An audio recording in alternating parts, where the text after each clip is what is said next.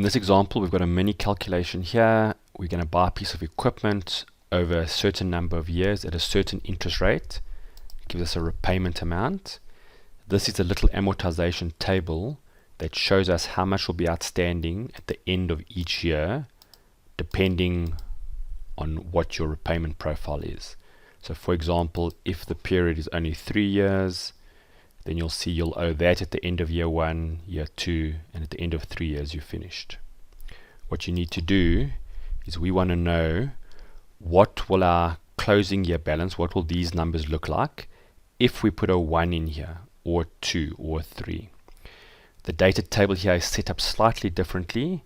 Notice that the repayment periods now are across the top in the row, and these are now, we've already set up the answers that we want. So you need to set up a data table using this table matrix over here.